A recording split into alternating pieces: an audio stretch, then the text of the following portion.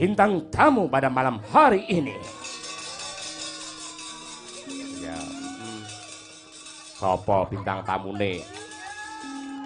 Mbak Elisa tuh kurang larang. Mbak Tatin, oh utuh. Klitik klutuk, kemplutuk iki malan. Yaitu bintang dari Ponorogo Laladan Pulung, Umi Hafifah. Ya. Sing apik malah ngeten iki, ora perlu golek bintang tamu ning endi-endi, namun produk dari Ponorogo yang harus ditampilkan seperti warga masyarakat Sukorejo. Hebat iki. Ya, yo nembang engko. Nggih, Pak. Gandeng bintang tamu nembange ora pisan lho. Nggih. Ping 100 nembangmu. Ayo.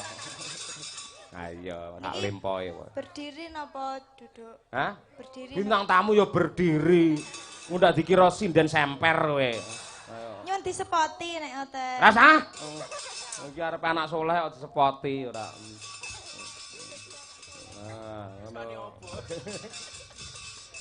Oh, wah. Bintang tamu mlakune kaya wong bar disunati ya. Akeh. Ya, yuk Kata-kata hari ini, ayo Mbak Menawa, siap? Untuk kemerdekaan apa untuk biasa? Bebas, penting lancar, ayo. Kalau kata-kata hari ini dari pusat. Pusat endi? Pusat sana. Lelahkan badanmu untuk hal yang berguna. Ampun. Loh, kok cendek men? Loh kan sing penting mentes toh Pak. Oh, Lelahkan iya. badanmu untuk hal yang berguna. Contohnya panjenengan, mesti jenengan dalang enten iki mesti enten sing dipadosne toh. Kados toh putra-putrane panjenengan. Ora i. Aku nglestareke budaya Jawa kok. Loh, tapi kan di samping itu mesti jenengan nggih ngoten. Di samping piye? Samping kok ada nduren kok kene. Mboten, mesti kan jenengan nggih kerja toh Pak ngeten Oh iki. iya, kerja, bener. Nggih kados Pak Lurah, ngoten niku kan berdharma, terus napa niku menampung aspirasi saking warga-warganya, ngoten niku kan nggih termasuk itu. Itu apa? Termasuk bermanfaat untuk sesama manusia, Pak. Oh iya, bermanfaat. Maksudnya bermanfaat piye maksud? Contohnya piye contohnya? Ya, contohnya seperti Pak Lurah itu membantu warga-warganya, terus Pak Lurah nyawer sinden, Pak Lurah nyawer ngoten niku. Ujug-ujuge tekan nyawer sinden iki hubungane Pak Lurah karo masyarakat Sukorejo kok tekan nyawer sinden. Sinden kan nggih masyarakat, Pak.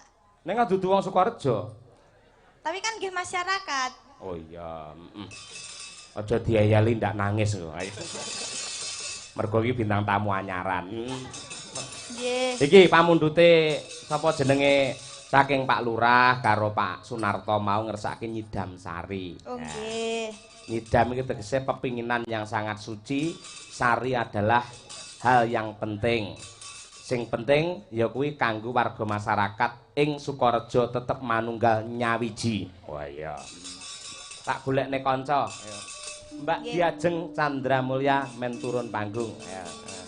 Cublak suweng. Yuk, ketos.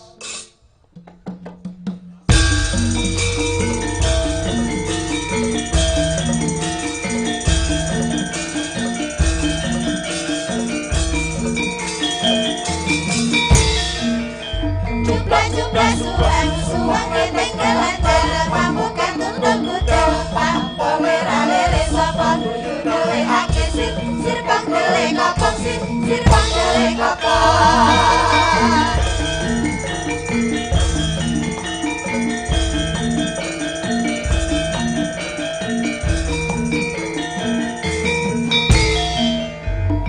Jublah suwang ketinggalan dalam pambukan tunduk kuda Pampo merah lele sapa guyu gawe hake sir bang dele kopong sir bang dele kopong sir bang dele kopong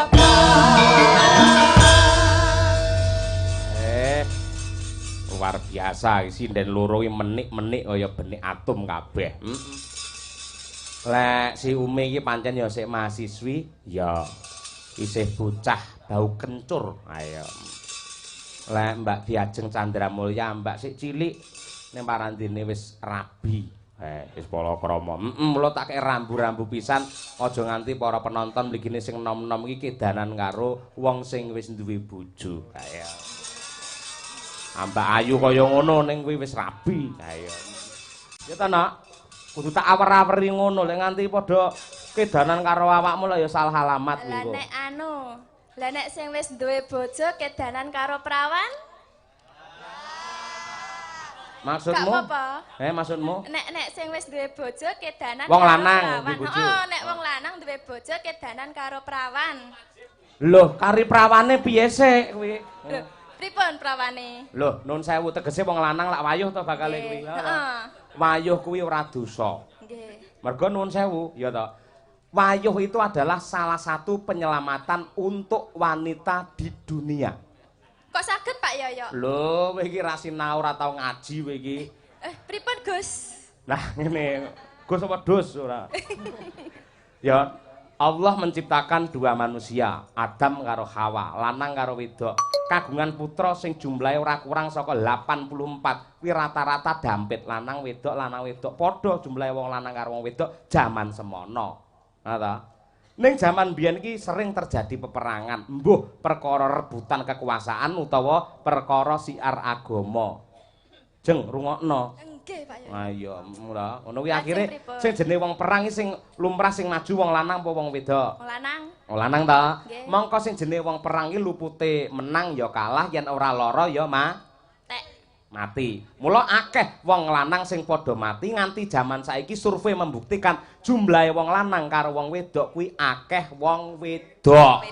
Yen nganti wong wedok iki akeh, terus wong lanang sithik, wong lanang siji rabi karo wong wedok siji, iki engko wedoke turah. Paham? Ngoten ta Pak Yoyo? Oh iya. Berarti wong lanang siji kudu rabi karo wong wedok papat. Ya ora kudu. Ora kudu papat. Tiwas engko bojone akeh rajamu malah ra kuat engko. Alane ngoten niku lak nggih tergantung istrine to, ikhlas napa mboten. Nah, mutiarane wong wedok sing calone untuk swarga tundha sanga ketika mengikhlaskan suaminya menikah lagi. Bu Kesi, pripun Bu Kesi? Nyapa kowe nyangkut-nyangkut Bu Kesi sing tak omongi kowe kok. Lah mbok menawi jenengan nek ajeng wayuh kok. Ora, Oh, edan apa piye? Oh, Ora. tak kira lek dalange ya arep. Edan mau piye ora bakal aneh-aneh. Wis dadi sumpahku, Jeng. Pripun? Bojo iki Sumpahe mung jenengan? siji ngono. Siji ning Solo, siji ning Tulungagung, siji. Sijine Tegese nek- Bu Kesi tak jak ning Solo, tak jak ning Tulungagung ngono lho. Paham kowe? Aku ora wani aneh-aneh nek maratuwaku kowe ayo. Nek bawa giman aneh-aneh tak idone. terus dibalang gedang. Heeh, balang gedang ya. Yo, Nggih. Ya nak nembang nak.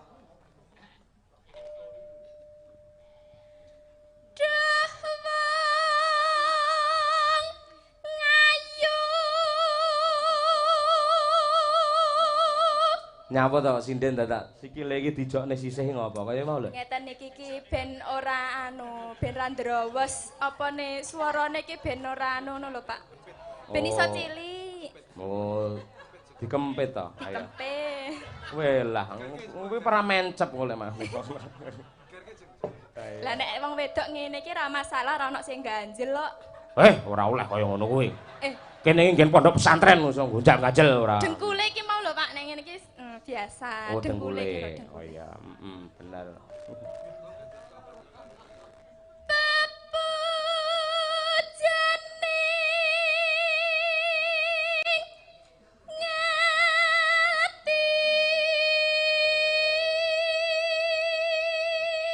Sik iki ganteng renek pelawake iki gen gayeng Mas Sulomo rene Mas. Ayo. Aku njaluk Ayo, Mas tulung. Sulomo. Dadi ceritane iki lanange siji terus bojone loro, ngono lho. Mas Sulomo ning tengah, ngono ta. Ayo Kakak Mas Sul, Tio, ayo. sini Kakak Tio. Pokoke ceritane sing gandrung sing wedok lho, ning sing lanang gayane kaya moh, ngono kuwi lho. Oh, ngono. Modele karo wong wedok ra kengguh ra gumun kaya aku lho modele. Ayo. Ya ta. Kaya wae ora tenanan. Wah iya kaya. Iya Mas Sul, ayo kene Ayo, Mas Mas Sul. Sul. Ayo. Ora perlu omong apa-apa, cukup sedakep ning tengah, meneng ae. Ayo. Wis kaya cakak gendera lho. Ayo. Iya Mas Sul kene. Oh. tak golekne salah satu pengrawit utawa wiyaga sing putihe kaya Cina ya.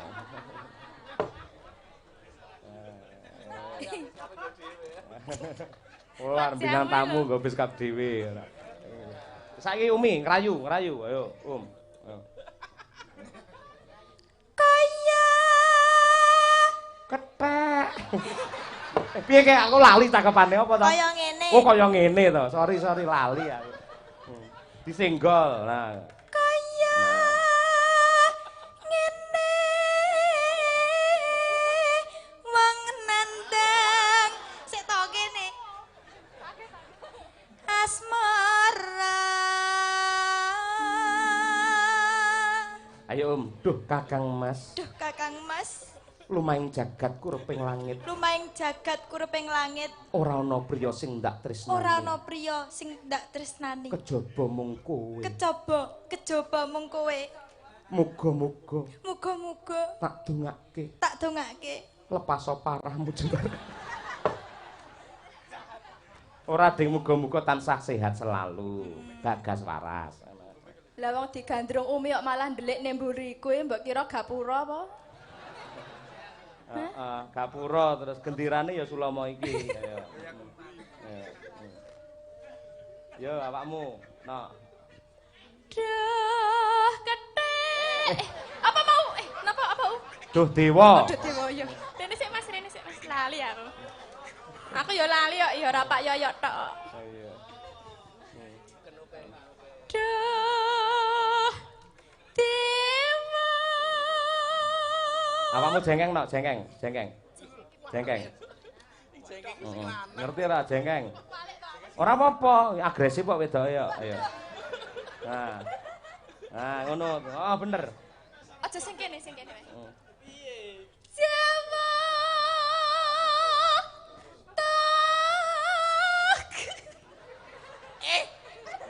Lah mbok nyoh-nyohno.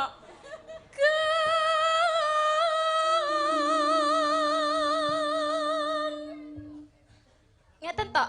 Heeh, terus ganti gaya aneh aja ngono terus. Ambune iki bar ngarit apa piye to? Iya. Kuwi pengrawit sugih kok ngarit ora.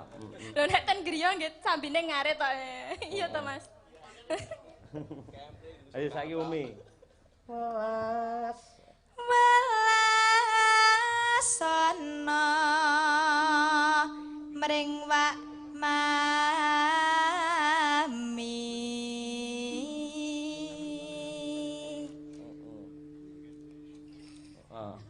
Ayo to. Besok ayo to. Wong sik umur semono bisa ayo to. Senengane kok ngajak. Kleru sambung wanci dalu. Besok kapan katekan? Nah. Nah, apa? Lan wong. Umi, Bagus. Umpama asira nahkodih Tanpa perahu sasat sarah Jaladri. mesakne rumah saku malih sing lanang kaya denden sawah ngono to. Lho. Kamu agresif. Wong loro rong ngayahi kok njukuk liyane. oh layak digandro wong loro nyawane Sik, iki mburi. tang lintang mikir kena Mas Sulomo. Ayo. Pikir dhewe Mas Sulomo. Iki iso nyuwara. Ayo. Suara kethek. Suara anu ding penggirong. Ngidam sari as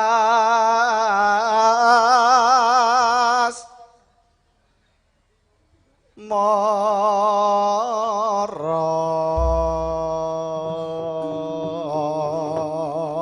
Apik. Tak kira meh kleru ya cakepamu. Ngidam sari as wajik.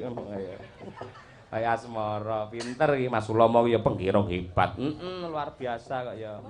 Makasih Mas Sulomo. Tetep digandrung. Ayo, ya. Tetep gandrung. Joget. Joget ya. aja joget Lah piye? Napa niki, Pak? Pripun? Apa? Pripun niki? Ngarita ora. Ya pokoke digandrung no, ayo. Lah apa aku tak nembang sampean mere. Ora. Padake munyuk saka mere ora. Yo angkaten diajeng. Ya.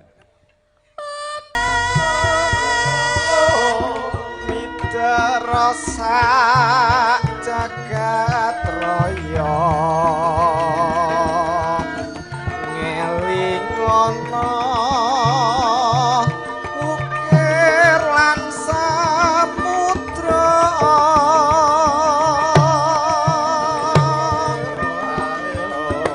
ora ilang memanise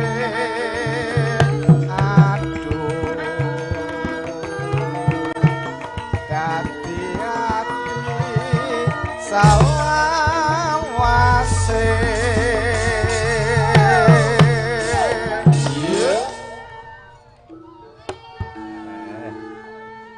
bojo loro dasare suarane apik kabeh ngungkrum ning taman Sukosewu. Ha iya. Dasare ya sing wedok cantik-cantik, sing kakung ya gantenge Jatmika ora umum. Ha iya. Dipangku ning gazebo Taman Sukosewu. Bar kuwi diparani Bang Plecit. Ha iya, lari lho ayo. Ya nak diajeng. Ya.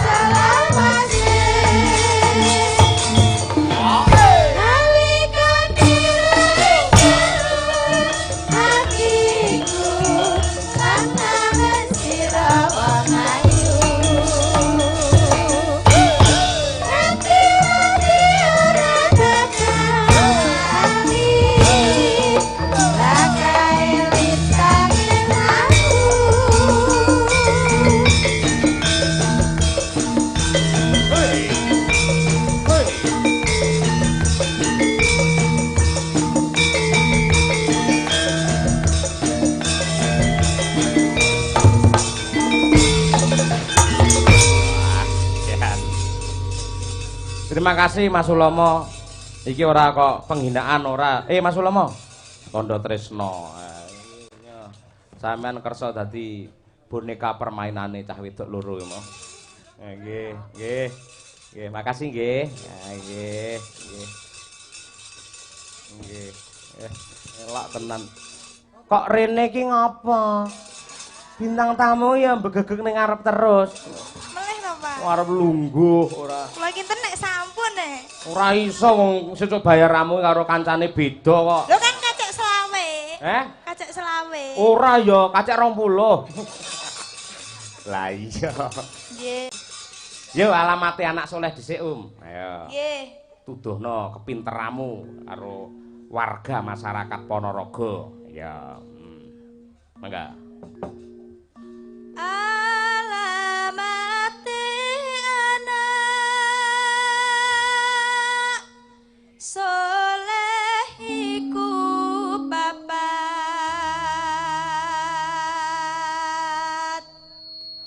baktane mukmin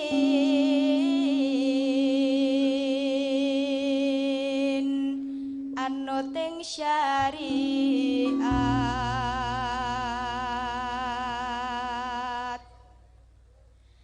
kang dingin lisane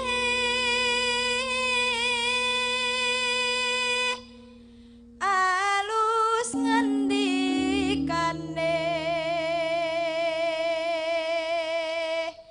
kapindo mulyaken ing wong tuwane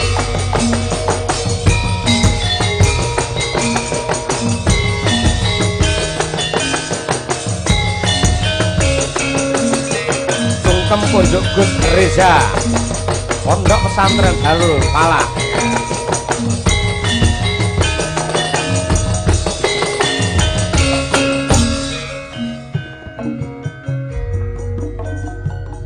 Alamate anak soleh iku papat baktane mukmin anut ing syariat kang dingin lisane alus ngendikane kapindo mulyaken ing wong tuwane ya Rasulullah salamun alaik ya Rabbi asam biwadaroji akfata yati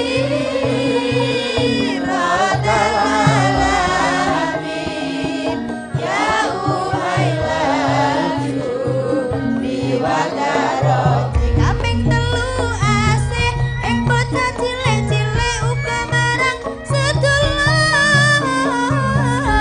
gawe becik kaping telu asih ing bocah cilik-cilik uga marang sedulur gawe becik kaping papat ngamal anut ing ilmune dadi tanggung jawab ora ngabulane kaping papat ngamal anut ing ilmune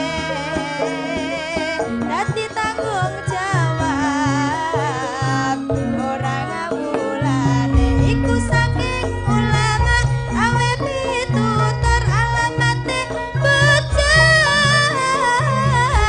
dadi jujur iku saking ulama awe pitutur alamate bocah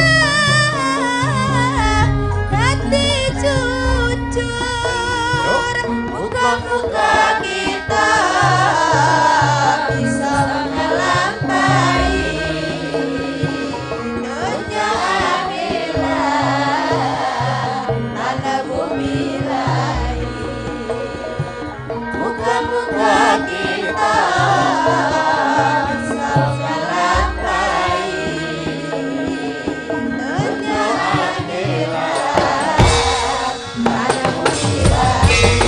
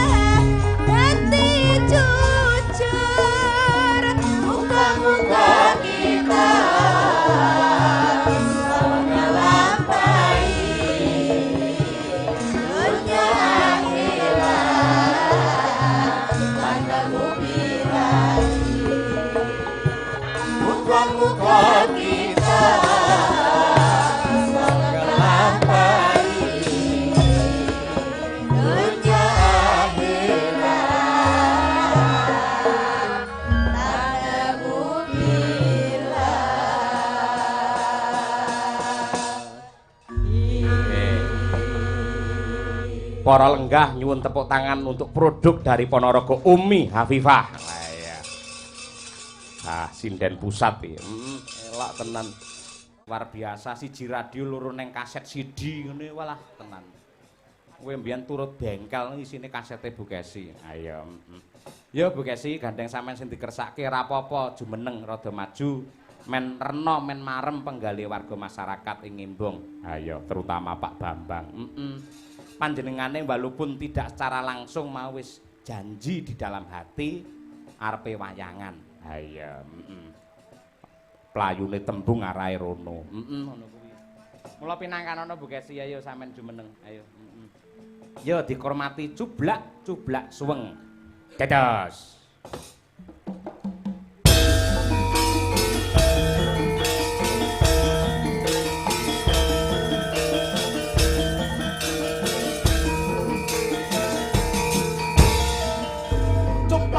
Cuplak sumbang ngetek kelentar pambuk ketunduk kutel pampole ralere sapa guyu nelekake sir panggele koplok sir panggele koplok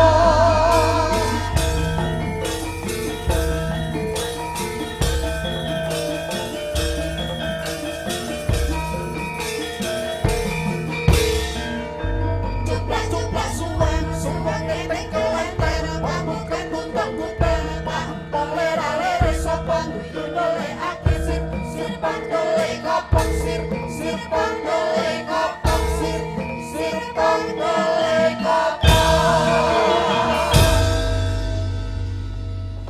Yo mewakili kanca-kanca pengrawit Waranggana, etikane wong Jawa kudu salam dhisik, ngaturke salam hormat marang sedaya para lenggah mligine para pinisepuh ing laladan Ngimbong kene Bu Kesi, wabil khusus dumateng Bapak Bambang Sadrianto. Ya, nggih Bu. Assalamualaikum warahmatullahi wabarakatuh.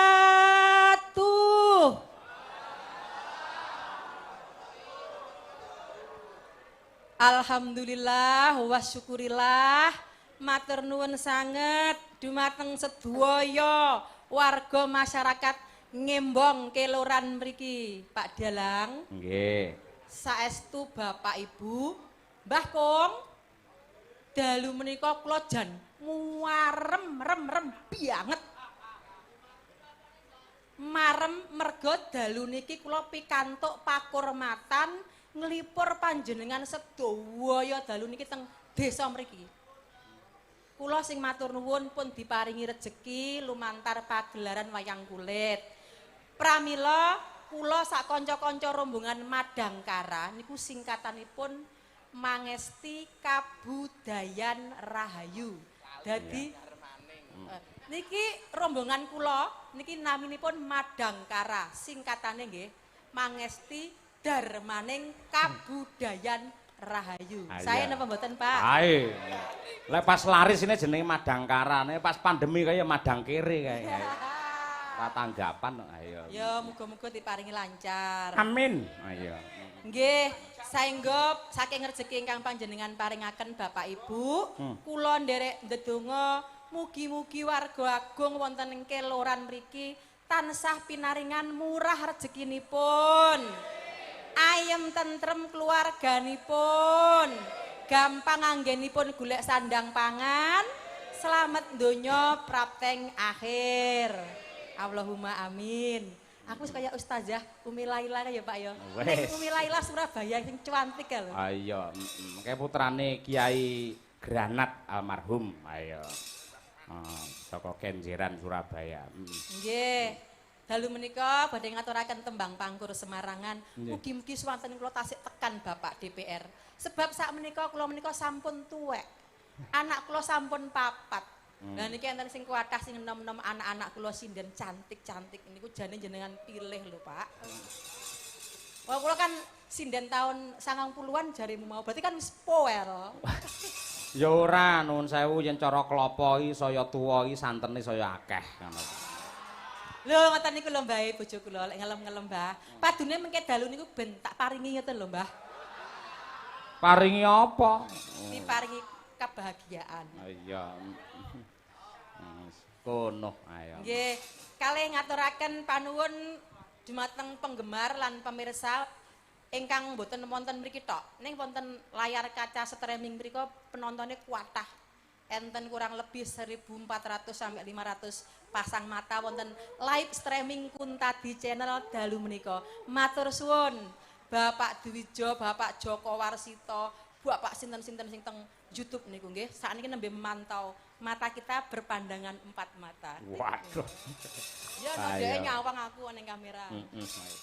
Yes, matur nuwun kagem warga masyarakat ing Embong, Keloran, kok remen kalian kula sak kanca, ampun sungkan-sungkan, monggo dipun bikak HP-nipun nggih. Sampun ngantos ngetik ik ampun nggih. Ning mangserat teng YouTube Kuntadi channel isine niku gelaring budaya wayang kalian tembang-tembang karawitan. Ya. Ampun kesupen like, comment, subscribe, share. Ayo. Men iso mengamati awake dhewe. Ya Bu, nembang pangkur Semarangan pamundhute Pak Bambang. Mingkar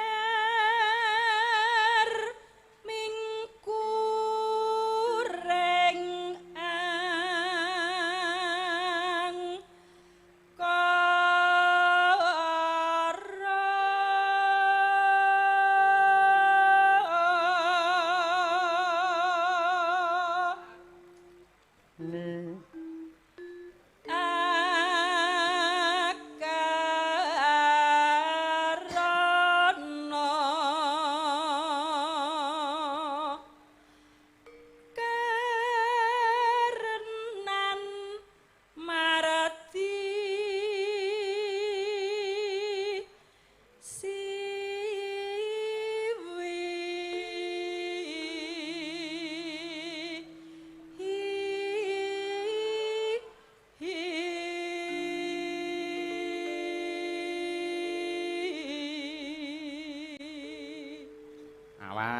Mergo bar radang bar gerok. Iki ngambah nada tinggi.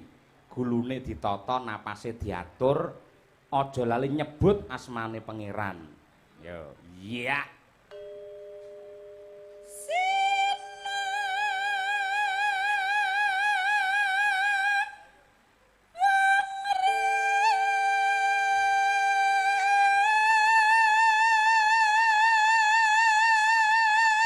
Tarik napas Bu, ya. Alon-alon.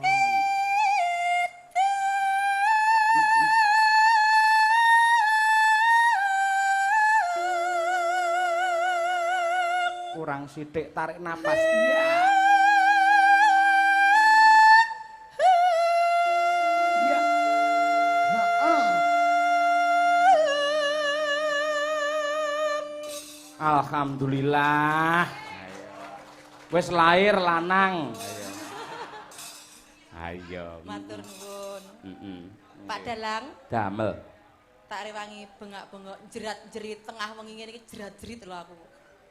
Lek tak ladeni, tak labui kaya ngene, lek sampean sok dadi dalang kondang nganti duwe demenan utawa wayuh. Ya, tenan. Kula pun mulai kuwatir niki Bapak Ibu. Bojo kula niki sakniki kan anyak dadi dalang kondang. Biasanipun dalang niki Anyak ya apa anyak? mulai. Mulai. Dalang niku teng pundi-pundi biasanipun yen mulai laris niku godane paling abot niku godho wanita.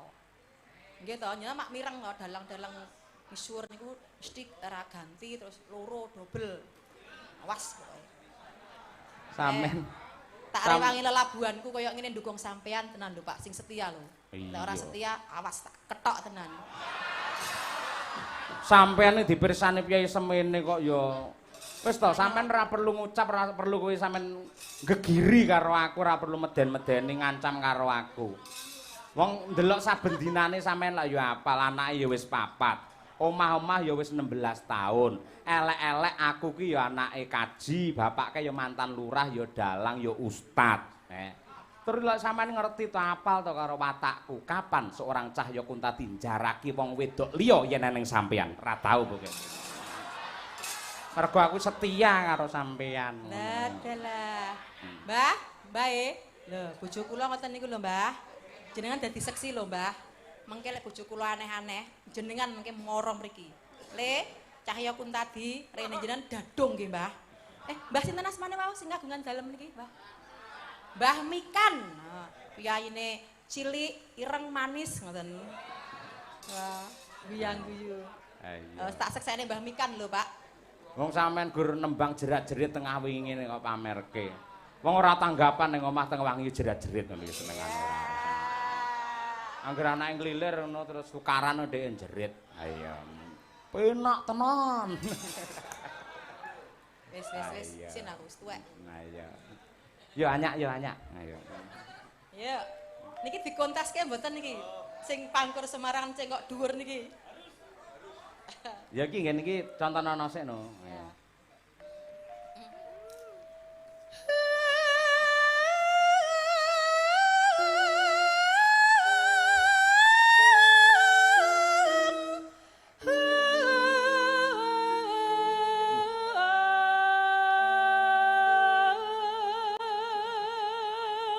Ya. Elok tenan iki. Matur nuwun. Nyuwun sewu Pak Dalang. Apa? Niku wau sindian-sindian kula teng pondokanipun heboh. Mbak, pokoke engko pangkur Semarangan dikonteske cengkok sing niku, ini Mbak Tutik badhe niku. Ayo aku mau krungu ning apa nggen kamar mandi Tutik Diurutke. latihan. Wis nyoba.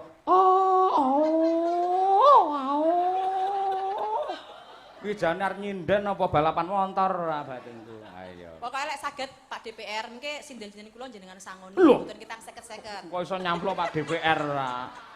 Wis to sing apik dhewe engko terus sing nyangoni dudu Pak DPR aku. Ayo, diurutke ya. Ya kuwi ning tambah kudu gelem tak ambung. Ayo. Beh, ngono. Wah, lho. Winong terus siap Pak. Entang.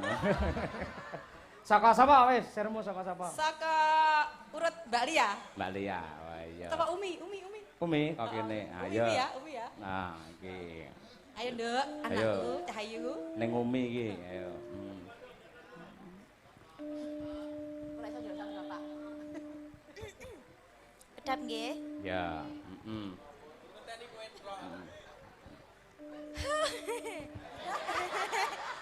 iki golek dhuwit ora cengengesan. Nggih, nggih, nggih. Golek Sekedap. dhuwit. Pemanasan, Pak, niku pemanasan. Lah iya kabeh hening ngenteni kowe bareng suaramu metu kok. Ayo.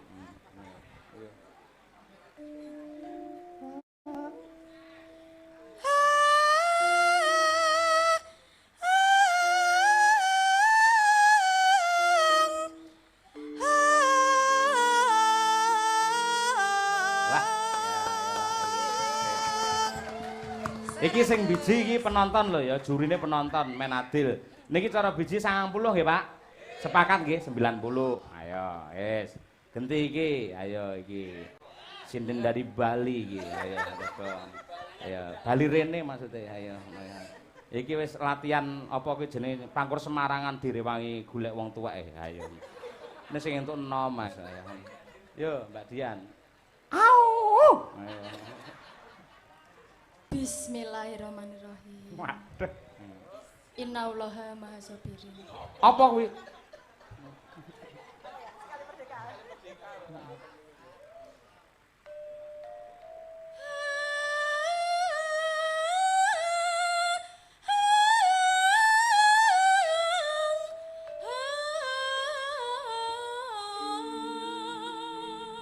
Pinten, Pak? Ojo larang-larang mosok ngene 35 ora. 80 nggih? Sepakat nggih? Pinten, Mbah? 80 wis pokoke manut karo danyange. Ayo 80. Lah iki winong nggih. Nah iki wis dheke le ajar diriwangi udele diduleki dhewe kok. Ayo.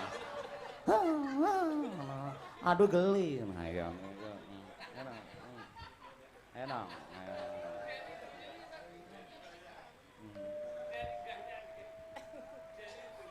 Sakniki, Pak. Sesuk wis bubar ora. Ompani parat. Ayo. Oh, sepinten, Kang? Aduh. Aduh. Ayo.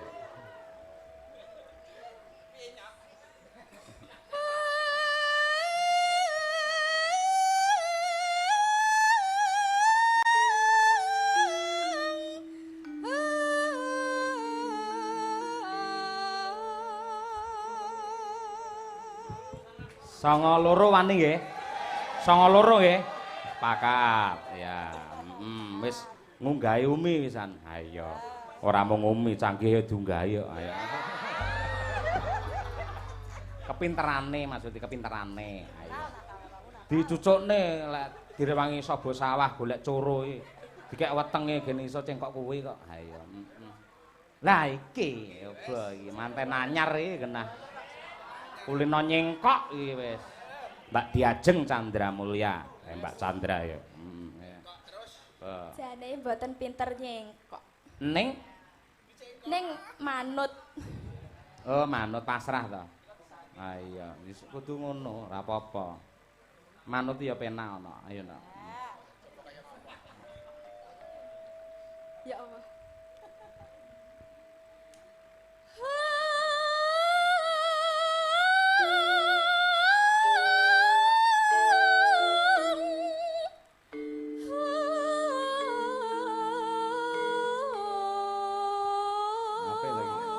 Renyah iki.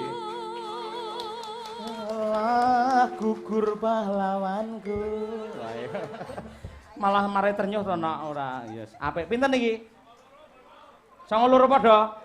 Ya wis manut aku, manut karo jurine. Ayo. Nah, iki sik tak lompati sik. Ayo. Mergo iki juara bertahan kok dilompati sik. Ayo. Bertahan. Bertahan remuk maksudnya. Ayo. Ayo. Mboke kenes yo iki. Ha iki. Wes. Ah, kula wedine kaya Tarsan neh, Mas. Ora apik malah jos ngono kaya Tarsan. Kaya Nyai Joro ayo. Wewe no berarti. Iya. Ayo, ning lak gemati karo cah cilik lho. Jelas dong. Ayo. Ayo coba. Iki kulino gambir sawit iki kon ngene iso ora? Ayo.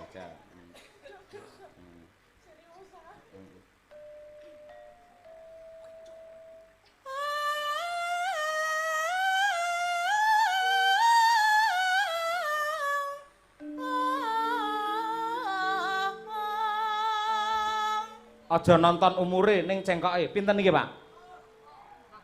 100. Aja akeh-akeh. Lek akeh dhek engko gleleng malian ora. 95 wani 95. Wani ya 95. Lah, ngopo Mbak Lia ora tak kei 100 mergo sing calone 100 iki. Ayo. 100. Ayo. Asap kebentus-bentus. Ayo. melenggang patah-patah. Ayo, itu. Ayo. Pak Dalang. Apa? Gini, Pak Dalang kan sayang sama saya. Iya. Karena suara saya itu adalah diatonis. Apa? Diatonis. Wah, Jadi nada saya tuh nanti naik-naik sendiri beberapa oktav. nggak apa-apa itu ciri khas kok. Iya. Saya perlu nada dasar dulu. Nggak Ah. bisa langsung. Oh, Pakai iya. nada dasar Mas Dar. Aduh. Ayo Mas Dar. Jan gemes kepengen ngeprok. Ayo. Oh, nada dasar dulu Mas Dar. Wah, kok malih manuhara suaramu. Sebentar, ini kan malam. Tolong gugur pahlawan.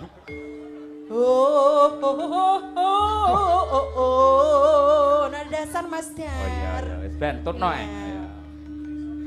Ini berawal dari rendah dulu Pak Dalang. Iya. Iya, biar nanti naiknya nggak sakit. Mas Sauni. Dar, lagi Mas Dar. Kuwi lek wong ngrungokne pemaning radio jan mari gemes tenan lho. Ayo. Ho, ho,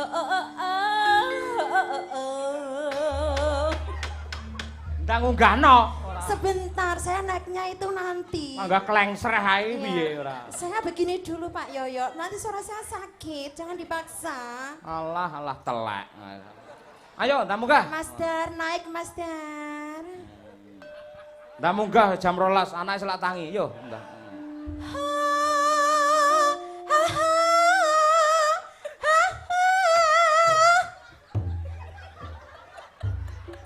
Pak sakit Pak Yoyo. Sakit, tenggorokan saya sakit. Ayo. Aku batin kuwi kaya awakmu dikek nang jero bola besar bareng ning kono enek tawon pirang-pirang lho. Dadi diintupe Saya harus adaptasi dulu. Ya wis, karepmu arep aborsi karepmu ora ya.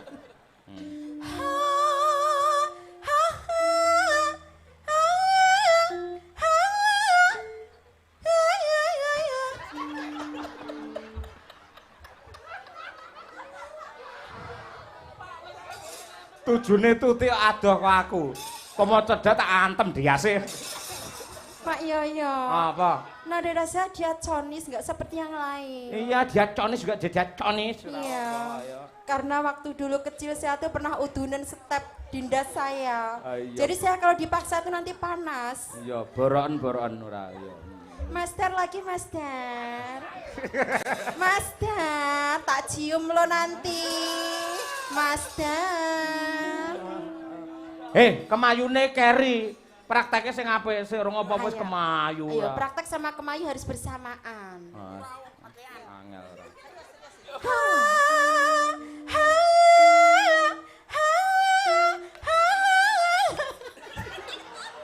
Wes dibiji.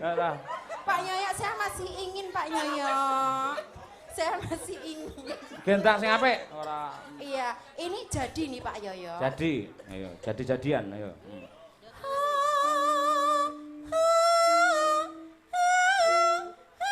Awas.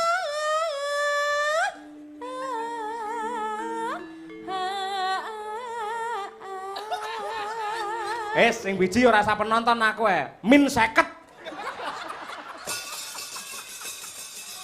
Oh, apa dhewe Mbak Lia ki ya, 200 sih. Apa dhewe dadi esuk men do latihan lah perlu golek guru ngono. Nyuwun prisa ngene Pak Waloyo. Oh, ngono apa dhewe. Besok kontes neh. Sesuk bengi iki enek kuis ya, gandeng rata-rata sinden iki kecuali kaya Mbak Lia lho. Rata-rata tidak memperhatikan lakon sesuk bengi. Sapa sing gara-gara iso njlentrehke lakon sesuk bengi? Sinten, Mbah? Pak? Tak wenehi sangu. Kabeh, oh siap, nggih kula dume, Pak. Matur nuwun Pak DPR berkah. Wah. Sinten malih? Pak DPR. Heeh. Sing tak keke Mbak Lia lek kok aku. Rene ayo. Ya ampun, Pak Dalang saya tega. Ora, ayo ya wis. Oh iya, sesuk bengi kontes sinden kudu ngerti lakon wayang. Mergo selama iki menjadi sinden iku agak dibodohkan karena posisi sinden saiki madhep ning ngarep. Dadi ora ngerti ceritane piye, alur lakon ing mau piye. Nah, kasihan banget. Mula sesuk sinden-sinden kudu wajib ngrungokne lakon, mirengke lakon. Ayo, ora kena takon aku, mbok Mas Ujar aku ora ngerti sesuk lakone apa ya urung dong. Didadak sesuk bakale, ora ngerti ora persiapan. Ayo. Pokoke sing iso engko tenan enek bonus kok aku. Tenan. Rahasia sesuk. Yoga aja kuwi do pinter-pinter wisan kok. Ayo. Tak wong streaming sok mben kuwi mesti ora dong doan kuwi ora. Wong ngarani Janaka metu jere itu kok manuk yang keluar. Janaka kok manuk ora. Ya bekasi lanjut. Ayo.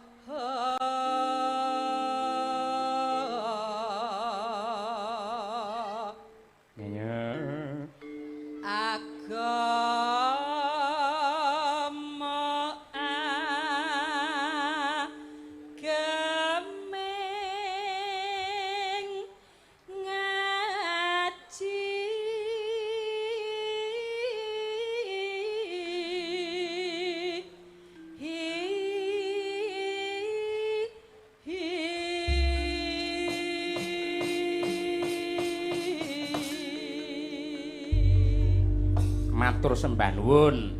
Rampung Pangkur Semarangan dibajutake lagon dangdut slow karya Kinarto Sabdo ugi nenggih Mawar Kuning. Mawar Kuning adalah doa untuk semua warga masyarakat Ngembong. Mawar adalah bunga yang indah dan harum, kuning adalah emas. Semoga dengan bersih dusun mampu membawa warga masyarakat Ngembong harum, mewangi dan indah menuju zaman keemasan. Mawar Kuning tetos.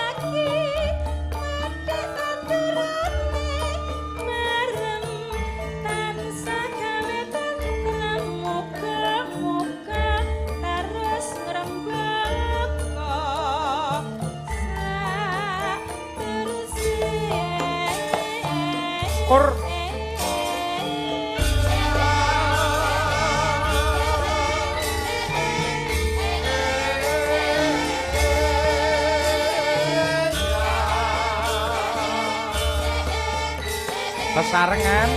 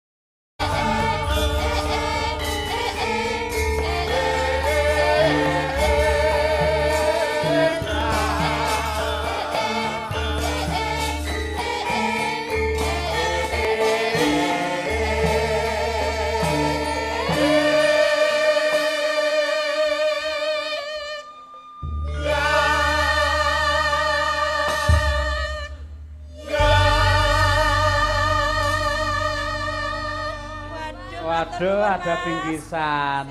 Pak, aku diparingi bakpao iki kok bocahe bakule kok Wah, ganteng Pak, menan, jenengan Pak. kleru. Wong niku pun duwe bakpao dhewe kok. Pripun, Pak? Namine Bapak dari anak-anak kita nanti. Nyun sewu adalah Sampean tak bakpaunipun nggih panjenengan monggo. mah ora. Nggih, ngapunten. Pinten niki? 1.000. Nyoh, enggak. Weh, matur suwun. Nggih. Lah ditampani tenan. Nggih, atur nuwun. Ngono kuwi carane golek dhuwit, Pak. Bakul pinter bakul saiki. Namine sinten, Mas? Hah? Bu, Saban. Oh, Sabar. Nggih. Matur nuwun Mas Sabar dan Narimo. Ayo nggih. Pak Paune matur nuwun, laris-laris Mas. Nggih. Ya,